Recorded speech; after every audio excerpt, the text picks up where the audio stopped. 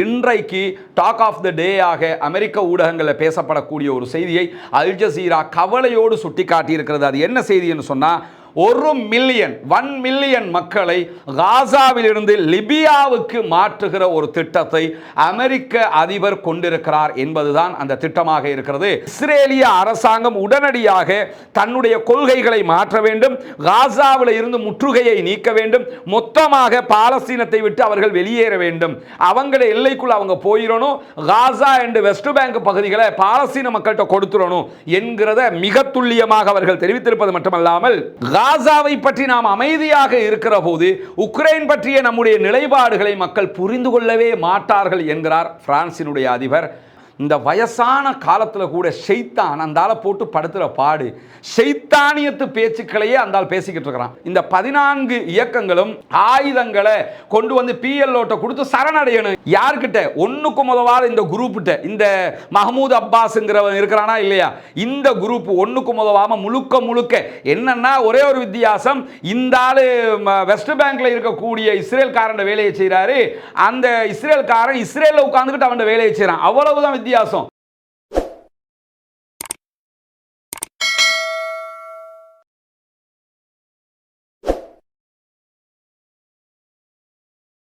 அன்பிற்கினிய சகோதர சகோதரிகளே, நம் அனைவர் மீதும் ஏக இறைவனுடைய அமைதியும் கருணையும் உண்டாகட்டுமாக என்கிற உயரிய பிரார்த்தனைகளோடு 589வது நாளாகவும் இஸ்ரேல் நடத்தி வருகிற பாலஸ்தீன அப்பாவிகளுக்கு எதிரான தொடர் தாக்குதல்கள் தொடர்பான செய்திகளை தான் இன்னைக்கு நம்ம பார்க்க இருக்கிறோம். காசா மற்றும் காசாவையொட்டிய சர்வதேச நிலப்பரப்பில் என்னவெல்லாம் நடக்கிறது என்பது இன்றைக்கு முக்கியமான செய்திகளாக பல செய்திகள் இடம் பிடித்திருக்கிறது. குறிப்பாக இன்றைய நாளில் 34வது அரப் லீக் உச்சி மாநாடு ஈராக்கிலே நடைபெற்று வருகிறது, பகதாதிலே நடைபெற்று வருகிறது. அதே நேரத்தில் காசா தொடர்பான ஒரு புதிய திட்டத்தை டொனால்ட் ட்ரம்ப் மீண்டும் அறிவித்திருக்கிறார். அதுவும் ஒரு பரபரப்பான செய்தியாக மாறி இருக்கக்கூடிய நேரத்தில் கடந்த 24 மணி நேரங்களுக்குள்ளாக பாலஸ்தீனத்தின் காசா பகுதிகளில் இஸ்ரேலிய ஆக்கிரமிப்பு இராணுவம் நடத்தி இருக்கக்கூடிய தாக்குதல்களில் இதுவரைக்கும் 153 அப்பாவிகள் கொல்லப்பட்டிருக்கிறார்கள், ஷஹீதாகி இருக்கிறார்கள். 459 பேர் படுகாயம் அடைந்திருக்கிறார்கள் என்கிற செய்திகள் வெளியாகி இருக்கிறது. குறிப்பாக நேற்றைய தினம் இஸ்ரேல் வான்வழி தாக்குதல்களை அதிகரித்திருக்கிறது. ட்ரோன் தாக்குதல்கள், குவாட்காப்டர் தாக்குதல்களை தாண்டி அவர்களுடைய ஹெலிகாப்டர்கள் மூலமான தாக்குதல்களையும் நேற்றைய தினம் உச்சமாக நடத்தி இருக்கிறார்கள். கடந்த 24 மணி நேரங்களுக்குள்ளாக இவ்வளவு பெரிய அழிவுகள் ஏற்படுவதற்கு அது ஒரு காரணமாக இருக்கிறது என்கிற செய்திகளை நம்ம காசாவினுடைய சுகாதார அமைச்சகம் அறிவித்திருப்பதை பார்க்க முடிகிறது. அதே நேரத்தில் காசாவில் இனப்படுகொலைகளை நிறுத்துவதற்கு அரப் லீக் உடனடியாக தயாராக வேண்டும், தலையிட வேண்டும் என்கிறது பாலஸ்தீன விடுதலை அமைப்பு. இன்றைக்கு அரப் லீகினுடைய மாநாடு நடைபெறுகிற நேரத்தில் பாலஸ்தீன விடுதலை அமைப்பு இந்த அறிவித்தலை விடுத்திருந்தாங்க. குறிப்பாக காசாவினுடைய இனப்படுகொலைகளை நிறுத்தவும், பாசிச ஆக்கிரமிப்பு இஸ்ரேலிய இராணுவத்திற்கு எதிரான அவசர தடைகளை விதிப்பதற்கும் நாங்கள் அரபு உச்சி மாநாட்டை கோருகிறோம் என்று அறிவித்திருந்தார்கள். ஏன்னா நிறைய விஷயங்கள் அவங்க பண்ண முடியும்.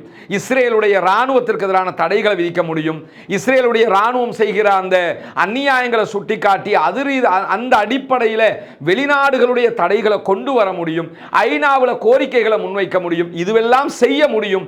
ஆனால் அரபு நாடுகள் இதை செய்யாமல் இருக்கின்றன.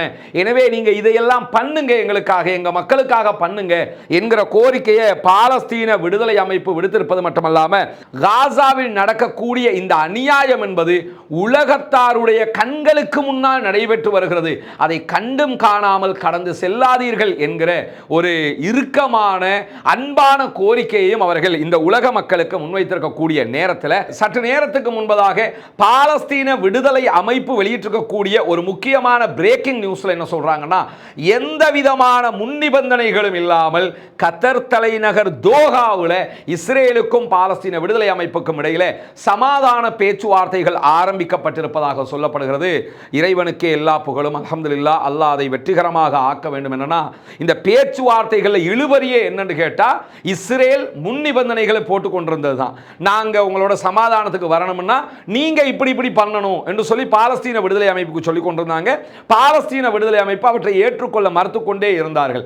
அதுதான் இந்த பின்னடைவுக்கு மிகப்பெரிய காரணமாக இருந்தது. தற்போது அமெரிக்க அதிபர் வந்து சென்றதற்கு பிறகு நேரடியாக அமெரிக்காவே பாலஸ்தீன விடுதலை அமைப்போட பேச்சுவார்த்தை நடத்திய காரணத்தினாலேயும் எந்த விதமான முன்னிபந்தனைகளும் இல்லாமல் பேச்சுவார்த்தைகள் ஆரம்பிக்கப்பட்டிருக்கிறது என்கிற செய்திகள் ஒரு மகிழ்ச்சிக்குரிய செய்திகளாக இருக்கிற அதே நேரத்தில் ஐரோப்பிய நாடுகள் இன்றைக்கு ஒரு முக்கியமான மிக சிம்ம சொப்பனமான அறிவிப்பை விடுத்திருக்கின்றன. குறிப்பாக நமக்கு தெரியும், மக்ரான் பிரான்சினுடைய அதிபர் மீண்டும் மீண்டும் பாலஸ்தீனத்திற்கு ஆதரவாக திரும்ப திரும்ப பேசிக்கிட்டு இருக்கிறாரு.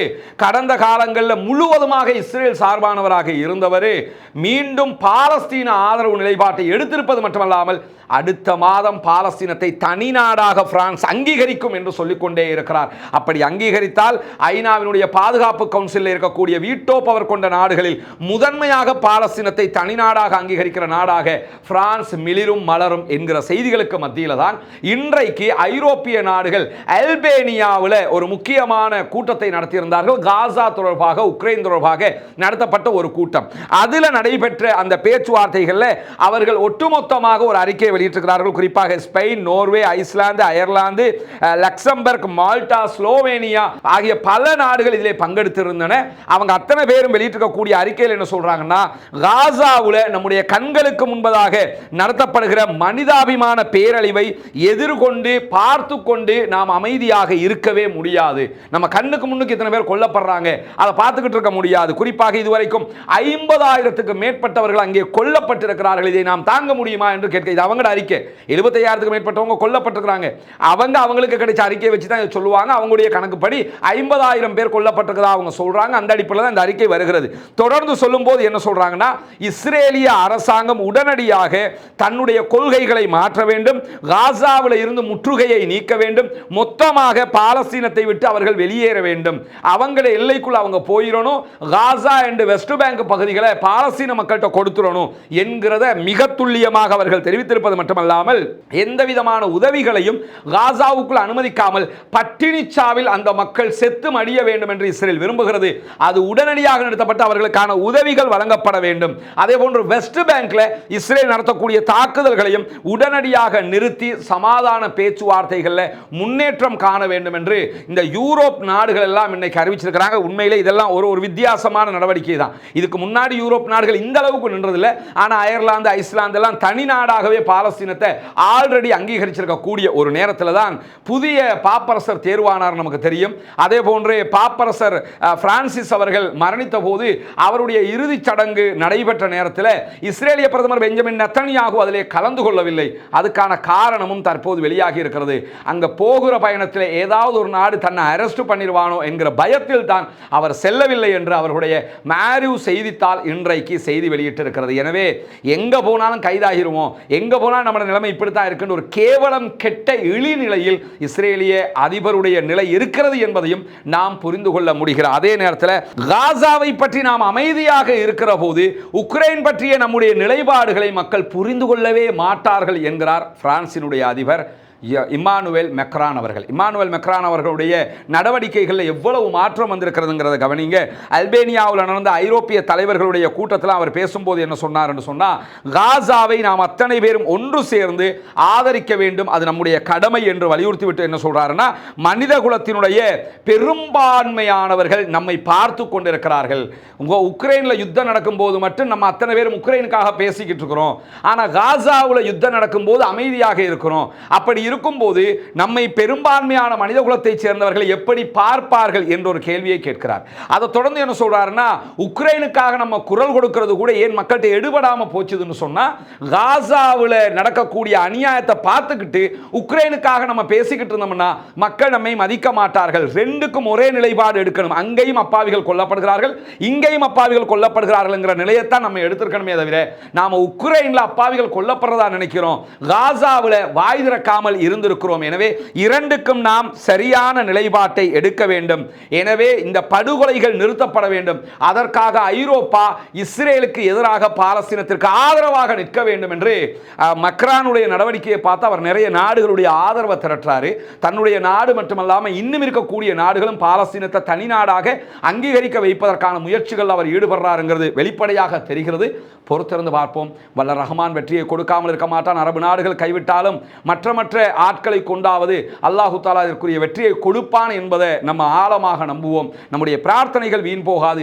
தொடர்ந்தும் அல்லாஹ்விடத்திலே கையேந்துவோம் என்கிற கோரிக்கைகளோடு சேனல் 20 இஸ்ரேலுடைய தொலைக்காட்சி இன்றைக்கு ஒரு முக்கியமான செய்திகளை வெளியிட்டிருக்கிறாங்க. அதில் அவங்க என்ன சொல்றாங்கன்னா, அடுத்தடுத்த சமாதான பேச்சுவார்த்தைகளை முன்னெடுப்பதற்காக வேண்டி உடனடியாக சில தாக்குதல்களை இஸ்ரேல் நிறுத்தக்கூடும் என்கிற ஒரு செய்தியை அவர்கள் வெளியிட்டிருக்கிறார். அதாவது இஸ்ரேலுடைய ராணுவம் காசா பகுதிகளில் இருக்கக்கூடிய கிதியோன் கவச வாகன படைப்பிரிவை ரிப்பீட் எடுக்கிறதுக்கான வாய்ப்பு இருக்கிறது என்று சொல்லி சேனல் 20 இன்றைக்கு ஒரு அறிக்கை வெளியிட்டிருக்கிறாங்க. தோஹாவில் பேச்சுவார்த்தை ஆரம்பிச்சாச்சு.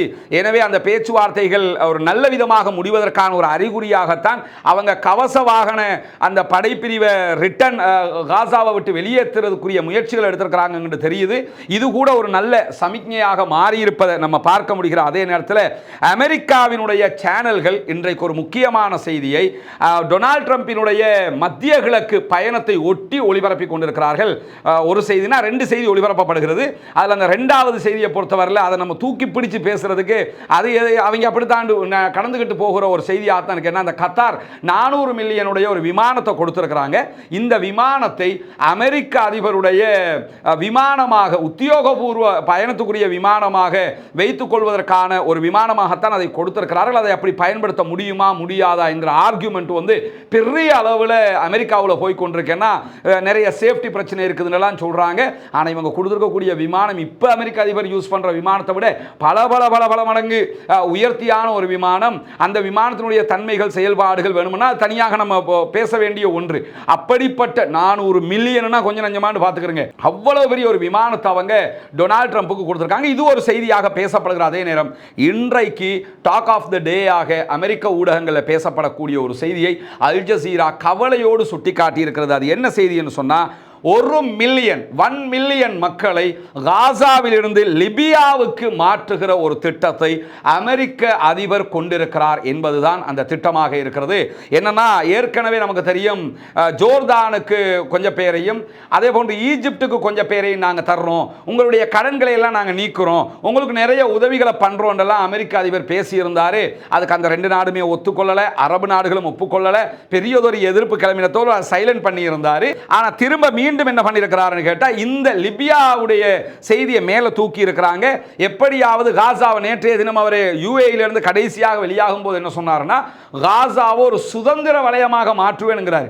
அந்த சுதந்திர வலயம் என்னன்னா, அவர் சொல்ற டூரிஸ்ட் பிளேஸாக மாற்றுறது, அங்க இருக்கக்கூடிய மக்களை வெளிநாட்டுக்கு அனுப்புறது. ஒரு 1 மில்லியன் 10 லட்சம் மக்களை காசாவிலிருந்து லிபியாவுக்கு அனுப்புவதற்கு முயற்சி மேற்கொள்வதாகவும் என்பிசி அமெரிக்காவுடைய என்பிசி தொலைக்காட்சி ஒரு ஹைலைட்டட் நியூஸாக வெளியிட்டிருக்கக்கூடிய நேரத்தில் கூடுதலாக என்ன சொல்றாங்கன்னு சொன்னா, இந்த வெளியேற்றத்திற்கு பதிலாக கடந்த 10 ஆண்டுகளுக்கு முன்பதாக வாஷிங்டன் என்ன பண்ணியிருக்கிறாங்கன்னா, அமெரிக்காவினுடைய ஒரு கட்டுப்பாடு லிபியா மேல விதிக்கப்பட்டிருக்கு. இந்த கதாஃபி கொல்லப்பட்டாரா இல்லையா, கதாஃபியினுடைய ஆட்சியெல்லாம் கவிழ்க்கப்பட்டு உள்நாட்டு போரெல்லாம் உண்டாயிடுச்சு. அந்த நேரத்தில் லிபியாவினுடைய பல பில்லியன் கணக்கான சொத்துக்களை அமெரிக்கா முடக்கி வச்சிருக்கிறாங்க. அதை அவர் டிமாண்ட் பண்றாரு. என்ன பண்றாருன்னா, உங்க சொத்துக்களை எல்லாம் நாங்கள் ரிலீஸ் பண்றோம், உங்களுக்கு எல்லாத்தையுமே நாங்கள் தந்துடுறோம், ஆனால் நீங்கள் காசாவிலிருந்து ஒரு 10 லட்சம் பேரை உங்கள் நாட்டுக்கு எடுத்துக்கிறீங்க அப்படின்னு டிமாண்ட் பண்ணுறதாகும். அதுக்கு லிபியா என்ன பதில் சொல்லியிருக்கிறது என்கிற செய்திகள் இதுவரைக்கும் வெளியாகவில்லை. ஆனால் இப்படியான ஒரு செயல்பாட்டை அவர்கள் முன்னெடுக்க போகிறார்கள் என்பது மிக தெளிவாக தெரிகிறது. இப்படியான ஒரு செயல்பாட்டை அவர்கள் முன்னெடுப்பதற்கு கண்டிப்பாக எத்தனை நாடுகள் எதிர்க்கப் போகிறார்கள் என்கிற ஒரு கேள்வியும் இருக்கிறது. ஐரோப்பிய நாடுகள் இதற்கு ஒத்துக்கொள்வார்களா என்கிற கேள்வியும் இருக்கிறது. குறிப்பாக பாலஸ்தீன மக்கள் இதற்கு ஒப்புக்கொள்ள வேண்டும். அவங்க ஒப்புக்கொள்றதா இருந்தால் பக்கத்தில் இருக்க ஜோர்தானுக்கும் ஈஜிப்டுக்குமே போறோம்னு சொல்றாங்க இந்த நேரத்தில் கூட. ஆனால் அதற்கே ஒப்புக்கொள்ளாதவர்கள் எங்கேயோ இருக்கக்கூடிய இருக்கக்கூடிய ஆப்பிரிக்கா கண்டத்தில் இருக்கக்கூடிய லிபியாவுக்கு போறதுக்கு விரும்புவாங்க என்கிறது வெள்ளிடை மலையாக எட்டா கனியாக இருக்கக்கூடிய ஒன்றாக இருக்கிறது. என்ன நடக்கிறது என்பதை கண்ணுக்கு முன்னாடி நம்ம பார்த்துக்கிட்டு தானே இருக்கிறோம். காசா மக்களுக்கு நிம்மதி கொடுக்கிறோம்ங்கிற பேர்ல அவங்களை ஏதாவது ஒரு நாட்டுக்கு அனுப்பி இஸ்ரேல் மக்களை பாதுகாத்திரணும் என்பதில் மிக கவனமாக இவர்கள் அத்தனை பேரும் இருக்கிறார்கள் என்கிற நிலையில தான் இத்து போன அரபு நாடெல்லாம் சேர்ந்து அவ்வளவு பில்லியன் டாலர்களை ட்ரில்லியன் கணக்கில் அள்ளி கொடுத்திருக்கிறான் என்பதுதான் மிகப்பெரிய கவலைக்குரிய ஒரு நிலையாகவும் இருக்கக்கூடிய நேரத்தில் தான் அன்பிற்கினிய சகோதர சகோதரிகளை நமக்கெல்லாம் தெரியும் புனிதமிக்க ஹஜ் பெருநாளை நாம் நெருங்கி கொண்டிருக்கிறோம். ஹஜ்ஜுடைய காலகட்டமாக இருக்கிறது. பக்ரீத் நம்மை நெருங்குகிறது. எனவே இறைவனுடைய கட்டளை பிரகாரம் நபிகள் நாயகம் ஸல்லல்லாஹு அலைஹி வஸல்லம் அவர்களுடைய கட்டளை பிரகாரம் இந்த காலகட்டத்தில் நம்ம புனிதமிக்க ஹஜ் பெருநாளில் ஏழைகளுக்கான குர்பானி பலிப்பிராணிகளை கொடுக்க வேண்டிய ஒரு கடமை இருக்கிறது. இந்த சுன்னத்தான காரியத்தில் பங்கெடுக்க விரும்பக்கூடிய சகோதரர்கள் வளமை போன்று இம்முறையும் நம்ம குர்பானி ஏற்பாடுகளை செய்திருக்கிறோம். ஒரு மாட்டிலே 7 பேர் பங்கு சேர முடியும் என்கிற நபிமொழிக்கு இணங்க ஒரு பங்கினுடைய விலை 39,000 இலங்கை ரூபாய்கள் என்று நிர்ணயிக்கப்பட்டிருக்கிறது. எனவே இந்த பணிக்காக உதவக்கூடிய சகோதரர்கள் முன்னால் தெரிகிற நம்முடைய அக்கவுண்ட் நம்பருக்கு உங்களுடைய குர்பானி தொகையை வைப்பிலிட்டு விட்டு அதனுடைய ரிசிப்டை நமக்கு அனுப்பிச்சு தாங்க. அதே நேரத்தில் அந்த அக்கவுண்ட்டுக்கு பதிவிட முடியாதவர்கள் முன்னால் தெரிகிற வாட்ஸ்அப் மற்றும் நம்முடைய தொலைபேசி இலக்கத்திற்கு தொடர்பு கொள்கிற போது அதற்குரிய மாற்று வழிகளையும் நம்ம உங்களுக்கு காட்டுவதற்கு தயாராக இருக்கிறோம். இம்முறை பெரும்பாலும் நம்முடைய குர்பானி பலிப்பிராணிகள் அவுட் ஆஃப் கொலம்புக்கு வெளியில் கொடுப்பதற்குரிய ஏற்பாடுகளை தான் நம்ம பண்ணிக்கிட்டு இருக்கிறோம். நிறைய தேவையுடைய மக்கள் நம்மளை தேடி வரக்கூடிய நேரத்தில் அவங்கள தேடி சென்று நாம் உதவ வேண்டிய கடமை இருக்கிறது. அதுக்குன்னு கொழும்புல ஏழைகள் இல்லைன்னுலாம் நான் சொல்ல வரல. கொழும்புல நிறைய சகோதரர்கள் அந்த மாதிரி காரியங்களை ஈடுபடுவாங்க. நம்ம இம்முறை வெளியில் இருக்கக்கூடிய ஊர்களுக்கும் இதை கொண்டு போய் சேர்ப்போம் என்கிற ஒரு முயற்சியாகத்தான் இதை முன்னெடுத்திருக்கிறோம். எனவே இதற்காக உதவக்கூடிய சகோதரர்கள் உங்களுடைய குர்பானி பங்குக்குரிய நிதிகளை அவசரமாக நேர காலத்தோடு அனுப்பி தருகிற போது அதற்குரிய மாடுகளை நம்ம வாங்கிறதுக்குரிய வாய்ப்பாக அது மாறிவிடும் என்பதையும் இந்த இடத்திலே கூறிக்கொள்ள விரும்புகிறேன். இதற்காக தொடர்பு கொள்ள விரும்புகிற சகோதரர்கள் மேற்கண்ட வழிமுறைகளை கடைபிடித்து உங்கள் உதவிகளை வாரி வழங்குங்கள் சகோதரர்கள். அடுத்ததாக இன்றைக்கு பாலஸ்தீன விடுதலை அமைப்பு அறிக்கைகளை வெளியிட்டிருக்கிறார்கள். அதில் 5 இஸ்ரேலிய ஆக்கிரமிப்பு இராணுவத்தை சேர்ந்தவர்கள் கொல்லப்பட்டிருக்கிறார்கள் என்கிற செய்திகளை வெளியிட்டிருக்கிறாங்க. சுஜாஇயா பகுதிகளில் நடைபெற்ற தாக்குதல்கள் ஒரு வீட்டுக்குள்ளே இருந்த இஸ்ரேலிய ஆக்கிரமிப்பு இராணுவத்திற்கு எதிராக நடத்தப்பட்ட தாக்குதல்களில் தான் இந்த 5 பேரும் கொல்லப்பட்டிருக்கிறார்கள் என்கிற செய்திகள் வெளியாகி இருக்கிற அதே நேரத்தில் சற்று நேரத்துக்கு முன்பதாக இஸ்ரேலுடைய வாலா நியூஸ் ஏஜென்சி வெளியிட்டிருக்கக்கூடிய செய்திகளில் வடக்கு காசா நார்த் காசா பகுதிகளில் ஒரு இறுக்கமான கடினமான பாதுகாப்பு சம்பவம் நடைபெற்றிருக்கிறது என்று சொல்கிறார்கள். இஸ்ரேலுடைய ஹெலிகாப்டர்கள் வந்து இறங்கக்கூடிய செய்திகளையும் அல் ஜசீரா கோடிட்டு காட்டுகிறது. அப்ப என்ன அர்த்தம்னா பாலஸ்தீன விடுதலை அமைப்பு அட்டாக் பண்ணியிருக்கிறாங்க என்ற அர்த்தம். அதனால தான் இறுக்கமான பாதுகாப்பு நிலை உருவாகி இருக்கிறது என்று சொல்கிறார்கள். பைத்துலாகியா பகுதிகளில் ஒரு கடுமையான சம்பவம் நடந்திருப்பதாகவும் அதிலே பல இஸ்ரேலிய ஆக்கிரமிப்பு இராணுவத்தை சேர்ந்தவர்கள் கொல்லப்பட்டிருக்கிறார்கள் என்றும் துப்பாக்கி சூடு பரஸ்பரம் நடைபெறுகிறது என்கிற செய்திகளும் தான் வாலா நியூஸ் ஏஜென்சி வெளியிட்டு இருக்கிறது. எனவே இந்த தாக்குதலும் இஸ்ரேலுக்கு எதிரான ஒரு பயங்கரமான தாக்குதலாக இருக்க போகிறது என்கிற நிலையில தான் இந்த அரபு லீகினுடைய மாநாடு பகதாதில் நடைபெற்றிருக்கிறது. அந்த மாநாட்டுக்கு பல அரபு நாடுகளுடைய தலைவர்களும் பங்கெடுத்திருக்கக்கூடிய நேரத்தில் குறிப்பாக இந்த மாநாட்டினுடைய நிகழ்வுகளுக்கு PLO பாலஸ்தீன ஆட்சியாளர் என்று தன்னை சொல்லிக் கொள்ளக்கூடிய வெஸ்ட் பேங்க்ல இருக்கக்கூடிய ஃபத்தாஹ் அமைப்பினுடைய தலைவர் மஹமூத் அப்பாஸும் கலந்து கொண்டிருக்கிறார். இங்க நீங்க பார்க்கலாம் மஹமூத் அப்பாஸ் இருக்கக்கூடிய காட்சி. இந்த இடத்துல கத்தாருடைய அதிபருக்கு பக்கத்தில் மஹமூத் அப்பாஸ் இருக்கிறாரு. இப்ப சப்ஜெக்ட் அதல்ல, அவர் என்ன பண்ணியிருக்கிறாருன்னா இன்னைக்கு ஒரு அறிக்கையை வெளியிட்டிருக்கிறார். அதுக்கு என்ன சொல்றதுன்னா இந்த வயசான காலத்தில் கூட ஷைத்தான் அந்த ஆளை போட்டு படுத்துகிற பாடு ஷைத்தானியத்து பேச்சுக்களையே அந்த ஆள் பேசிக்கிட்டு இருக்கிறான். அதாவது நமக்கு வயது போயிடுச்சே, நம்ம மௌத்தாயிருவோமே, அல்லாஹ் நம்மகிட்ட கேள்வி கேட்பானே, அங்கே நம்ம சிக்கிக்கிருவோமே, இவ்வளோ அநியாயத்துக்கு துணை போயிருக்கிறோமே, ஏற்கனவே யாசர் அரபாத்துடைய மரணத்துக்கு பிறகு இந்த PLOவை தலைவராக ஆனதுல இருந்து இந்த பாலஸ்தீன் இவ்வளவு வேர்ஸ்டாக இவ்வளவு நாசப்படுத்தப்பட்டதற்கு முழு முதல் காரணமே இந்த ஒரு ஆள் தான். இந்த ஒரு ஆள் வந்து எப்படின்னு கேட்டால் இஸ்ரேல் பக்கம் இஸ்ரேல் ஷூவை கொடுத்தாலும் நக்கிக்கிட்டு இருப்பாப்புல, எவன் கொடுத்தாலும் நக்கி பணம் தான், பணத்துக்காக வேண்டி எதையும் செய்யக்கூடிய ஒரு மனிதன் என்பதை நம்ம வெளிப்படையாக பார்க்க முடிகிறது. இந்த செய்திகளை கேட்கும்போது வெறுப்பாக இருக்குது. ஏன் இந்த வயதான 92 வயசுங்க, 92 வயசுலையும் ஏன் இப்படி திமிரு பிடிச்சு போய் அந்த நபிகள் நாயகம் ஸல்லல்லாஹு அலைஹி வஸல்லம் அவர்கள் சொன்னார்கள், இந்த வயது முதிர்வு ஏற்பட ஆசை அதிகரிக்கும் என்று சொன்னார்கள். அந்த மாதிரி அந்த ஆசை நான் இன்னும் இன்னும் அதிகாரத்தில் ஒட்டிக்கிட்டு இருக்கணும், நான் தான் நிற்கணுங்கிற மாதிரி 92 வயதிலும் இப்படி இருக்கக்கூடியவர் என்ன இன்றைக்கு அறிக்கை வெளியிட்டிருக்கிறார்னு கேட்டால், பாலஸ்தீன விடுதலை அமைப்பு கட்டுப்பாட்டை விட வேண்டும், காசாவை நீங்க கட்டுப்படுத்தக்கூடாது. அவன் எலெக்ஷன் கேட்டு தேர்வு செய்யப்பட்டிருக்கிறான். எலெக்ஷன் கேட்டு அங்கே பிரைம் மினிஸ்டராக இஸ்மாயில் ஹனியா நியமிக்கப்பட்டார். அதே போன்று வெஸ்ட் பேங்க்லையும் எலெக்ஷன் வச்சதில் அவங்க தான் வென்னாங்க. இவன் வந்து ஆட்சியை கொடுக்க மாட்டேன்னு பிடிச்சிக்கிட்டு தான் இஸ்ரேலுடைய அனுமதியோட, இஸ்ரேல் கொடுத்த சப்போர்ட்டோட பிடிச்சிக்கிட்டு நிற்கிற ஒரு ஆள். இல்லாட்டி பாலஸ்தீனத்தினுடைய முழு கட்டுப்பாடுமே வெஸ்ட் பேங்க்லையும் காசாவுலையும் பாலஸ்தீன விடுதலை அமைப்பு தான் இருக்க வேண்டும். அவங்க தான் ஜனநாயக ரீதியாக எலெக்ஷன் கேட்டு ஜெயிச்சவங்க. அப்படி இருக்கிற நேரத்தில் இந்த ஆள் என்ன சொல்றான்னு கேட்டால், காசாவுடைய கட்டுப்பாட்டை பாலஸ்தீன விடுதலை அமைப்பு கைவிடணும். அனைத்து பிரிவுகளும் காசாவில் கிட்டத்தட்ட 14 பிரிவுகள் இருக்கிறார்கள், இயக்கங்கள் இருக்கிறார்கள். இந்த 14 இயக்கங்களும் ஆயுதங்களை கொண்டு வந்து பிஎல்ஓட்ட கொடுத்து சரணடையணும். யார்கிட்ட? ஒண்ணுக்கும் உதவாத இந்த குரூப்கிட்ட. இந்த மஹமூத் அப்பாஸ்ங்கிறவன் இருக்கிறானா இல்லையா, இந்த குரூப் ஒண்ணுக்கும் உதவாம முழுக்க முழுக்க என்னன்னா ஒரே ஒரு வித்தியாசம், இந்த ஆளு வெஸ்ட் பேங்க்ல இருக்கக்கூடிய இஸ்ரேல்காரன் வேலையை செய்யறாரு, அந்த இஸ்ரேல்காரன் இஸ்ரேல்ல உட்கார்ந்துட்டு அவன் வேலையை செய்யறான். அவ்வளவுதான் வித்தியாசம், வேற எந்த வித்தியாசமும் இல்லை. அவர் என்ன சொல்றாருன்னா, பாலஸ்தீன விடுதலை அமைப்பு ஆட்சியை கொடுத்துடணுமா, ஆயுதங்கள் எல்லாம் அந்த எல்லா 14 அமைப்புகளும் கொண்டாந்து இவங்க கிட்ட கொடுத்துடணுமா, இவங்க நடக்கிறதெல்லாம் நாங்கள் பார்த்துக்கிறோம். இவ்வளவு காலம் கிழிச்ச கிளி தெரியாதா? வெறுப்பு. நம்ம துவா கேட்கும் போது இஸ்ரேலுக்கு அவன் செய்கிற அநியாயத்துக்கு எதிராக மட்டுமில்லை துவா கேட்கணும், இந்த ஷைத்தான்களுக்கு எதிராகவும் துவா கேட்கணும். இவங்களால அந்த நாடு இவ்வளவு நாசமாய் போயிருக்கிறது. அவங்க உயிரை பணையம் வைத்து போராடி கொண்டிருக்கிறார்கள். எத்தனை தலைவர்களை தளபதிகளை இழந்து கொண்டிருக்கிறார்கள். இழக்கும் போது சொகுசு வாழ்க்கையில் ஒட்டி போயிருக்கக்கூடிய அரபு நாடுகளும் இந்த இஸ்ரேலும் கொடுக்கக்கூடிய அற்ப காசுக்கு நாக்க நீட்டிக்கிட்டு தெரியக்கூடிய இவன் வந்து இந்த அறிக்கையை சொல்றாங்கிறது தாங்க முடியாம இருக்கு. இப்படியான செய்திகள் தான் இன்றைக்கு வெளியாகி இருக்கக்கூடிய காட்சிகளை நம்ம பார்க்கிறோம். தொடர்ந்தும் பாலஸ்தீன விடுதலை அமைப்பு தாக்குதல்களை இஸ்ரேல் மீது நடத்தி கொண்டிருக்கிறது. அதே நேரத்தில் இஸ்ரேலும் விடாத தாக்குதல்களை காசா மீது நடத்தி கொண்டிருக்கிறது. தற்போது பேச்சுவார்த்தை ஆரம்பிக்கப்பட்டிருக்கிறது தோஹா கத்தாரிலே. ஒரு சீஸ்ஃபயர் சமாதான உடன்படிக்கை எட்டப்பட வேண்டும் என்பதுதான் அனைவருடைய ஆசை, பிரார்த்தனையாக இருக்கிறது. பொறுத்திருந்து பார்ப்போம் என்னவெல்லாம் நடக்கிறது என்பதை. அல்லாஹ் தான் அந்த மக்களுக்கு விடிவை கொடுக்க வேண்டும், விமோசனத்தை கொடுக்க வேண்டும். பாலஸ்தீனம் வெற்றி பெற வேண்டும், பாலஸ்தீனம் சுதந்திரம் அடைய வேண்டும், பாலஸ்தீன மக்களும் நம்மை போன்ற நிம்மதியானவர்களாக மாற வேண்டும் என்கிற உயரிய பிரார்த்தனைகளோடு பாலஸ்தீன மக்களுக்காக பிரார்த்திக்கிற அதே நேரம் இஸ்ரேலிய ஆக்கிரமிப்பு ராணுவத்தின் அநியாயங்களுக்கு எதிராக குனூத்து நாசிலாவை ஓத மறந்து விடாதீர்கள் என்கிற உயரிய கோரிக்கையை முன்வைத்து முடித்துக் கொள்கிறேன். வாஹர் தஅவானா அல்ஹம்துலில்லாஹி ரப்பில் ஆலமீன்.